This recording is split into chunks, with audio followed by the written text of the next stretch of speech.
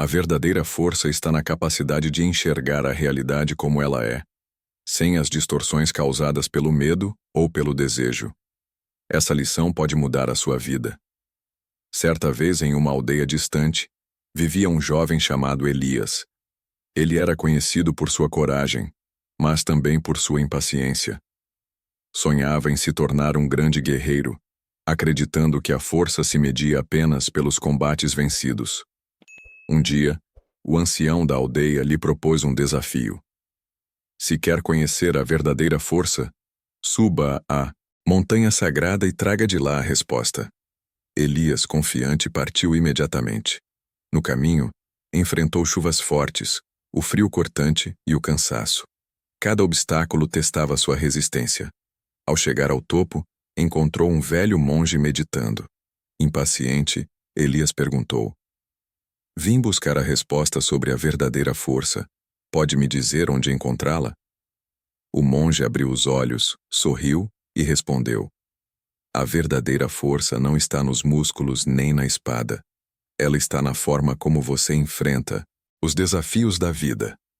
Sofrer por medo do que pode acontecer é sofrer 2 vezes. Seja como um rochedo firme no oceano. As ondas podem bater com força, mas ele permanece inabalável." Elias voltou para sua aldeia com um novo entendimento. A força verdadeira estava no autocontrole, na paciência, na serenidade diante das dificuldades. A partir desse dia, ele não buscou apenas a força física, mas aprendeu a dominar sua mente e suas emoções, tornando-se não só um guerreiro, mas um líder respeitado. A vida é imprevisível, mas podemos controlar como reagimos a ela. Quem deseja crescer precisa aceitar ser visto como um tolo por aqueles que ainda não compreenderam o caminho. A verdadeira liberdade pertence aos que conquistam seus próprios medos. Valorize o presente. Use bem o tempo que tem, porque cada dia é uma nova chance de se tornar mais forte, não contra os outros, mas contra suas próprias fraquezas. Meses depois, Elias foi testado novamente. Um grande perigo ameaçava sua aldeia. Uma tribo inimiga estava se aproximando, buscando conquistar novas terras. Os aldeões assustados queriam fugir. Elias, porém, se lembrou das palavras do monge e decidiu enfrentar a situação com sabedoria. Ele reuniu os habitantes e explicou que o verdadeiro poder não estava na força bruta, mas na união e estratégia. Em vez de reagirem com medo, prepararam defesas inteligentes e mantiveram a calma. Quando os invasores chegaram, encontraram uma aldeia preparada, determinada e unida. A batalha foi evitada, pois os inimigos perceberam que não conseguiriam vencer um povo que permanecia firme como o rochedo no oceano. Com isso, Elias entendeu que a força não era apenas algo interno, mas também algo que podia ser compartilhado. Ele continuou ensinando sua aldeia a viver com coragem e sabedoria, transmitindo a lição que havia aprendido na montanha. Anos se passaram e Elias, agora um sábio líder, olhava para trás com gratidão. Ele compreendeu que a força verdadeira não era medida pelos desafios vencidos, mas pela capacidade de enfrentá-los com dignidade e inteligência. Certo dia, um jovem da aldeia, chamado Dário, procurou Elias em busca de orientação. Ele enfrentava uma grande dúvida sobre sua vida e não sabia qual caminho seguir. Elias sorriu e o levou até um rio próximo. Apontando para a correnteza, disse: "Veja como a água flui, Dário. Ela não luta contra as pedras, mas as contorna. Mesmo diante de obstáculos, segue seu curso. Assim também deve ser a sua jornada. Não tema os desafios, mas aprenda a enfrentá-los com sabedoria." Dário refletiu sobre aquelas palavras e percebeu que a resistência muitas vezes estava dentro dele mesmo.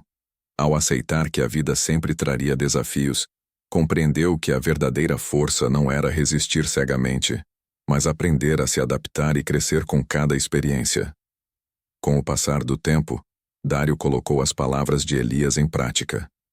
Sempre que encontrava dificuldades, lembrava-se do rio e de sua capacidade de se adaptar. Tornou-se um exemplo na aldeia, ajudando os mais jovens a superarem seus medos e a enfrentarem os desafios da vida com coragem. Certo dia, uma forte tempestade assolou a aldeia. Muitos estavam desesperados, mas Dário, agora mais sábio, lembrou-se das lições de Elias e manteve a calma. Ele organizou os aldeões para protegerem suas casas e garantirem a segurança de todos. Quando a tempestade passou, perceberam que a união e a serenidade salvaram muitas vidas. Elias sorriu, vendo que seu aprendizado agora vivia em outra pessoa. Elias passou seus últimos anos ensinando sua aldeia, compartilhando sua sabedoria e mostrando que o verdadeiro poder não estava na força bruta, mas na resiliência, no autoconhecimento e na capacidade de enxergar a vida com clareza. Ele se tornou uma lenda, e suas lições ecoaram por gerações. Antes de partir desta vida, Elias reuniu seus discípulos e lhes disse: "A força não está na imposição ou na violência, mas na capacidade de guiar os outros com sabedoria e empatia. A realidade, quando aceita sem medo ou ilusão, se torna uma aliada. Lembrem-se de que aquele que domina a si mesmo é mais poderoso do que aquele que conquista um exército inteiro." E assim, Elias fechou os olhos, sabendo que sua missão havia sido cumprida. Sua história foi contada por gerações, e suas lições nunca foram esquecidas. O verdadeiro poder não está em controlar os outros, mas em controlar a si mesmo. A lenda do guerreiro e do rei tirano. Em um reino distante, governado pelo temido rei Asrak, a força era medida pelo sangue derramado. O rei acreditava que a verdadeira autoridade vinha da espada e do medo. Seu exército era o mais temido da região, e aqueles que ousavam desafiar sua tirania eram eliminados sem piedade. Certo dia, chegou ao reino um guerreiro solitário chamado Kael.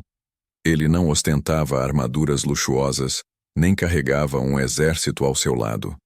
Apenas vestia roupas simples e trazia consigo uma espada embainhada que raramente usava. O povo, assustado, sussurrava sobre sua chegada, pois diziam que ele havia derrotado dezenas de inimigos sem sequer desembainhar sua lâmina. Intrigado, o rei convocou Kael ao palácio e lhe fez uma proposta. "Se és tão forte quanto dizem, lute comigo. Se vencer, terá riquezas e terras. Se perder, sua cabeça será exibida nos muros do castelo." Kael olhou nos olhos do rei e respondeu calmamente: "Não preciso lutar para provar minha força. Aquele que domina a si mesmo já venceu todas as batalhas que importam." O rei riu, acreditando que Kael estava apenas tentando escapar do combate. No entanto, algo na serenidade do guerreiro o incomodava. Acostumado a ver homens tremerem diante dele, não conseguia entender como alguém podia se manter tão tranquilo diante da ameaça da morte. Furioso, o rei ordenou que seus guardas atacassem Kael. O guerreiro desviava de cada golpe com agilidade e precisão, sem revidar. Ele não golpeava seus oponentes, apenas usava seus movimentos contra eles. Em poucos minutos, todos os soldados estavam no chão atordoados. Kael permanecia de pé, intocado. O rei, humilhado, sacou sua própria espada e avançou com fúria cega. Kael permaneceu imóvel até o último instante, então deu um único passo para o lado, fazendo com que o rei descontrolado tropeçasse e caísse ao chão. Com a lâmina encostada no pescoço do tirano, Kael sussurrou: "A força não está na violência, mas no controle. Você perdeu esta batalha antes mesmo de ela começar, pois deixou sua ira te dominar." Kael embainhou a espada e se afastou. O rei derrotado percebeu que não era o mais forte, mas sim o mais fraco, pois era escravo de seu próprio orgulho e raiva. A partir daquele dia, começou a governar com mais sabedoria. E Kael partiu, deixando sua lição como um legado para aquele reino. Moral da história: a verdadeira força não está na brutalidade, mas na inteligência e no domínio sobre si mesmo. O homem que vence sem lutar é aquele que compreende que a maior batalha acontece dentro de sua própria mente.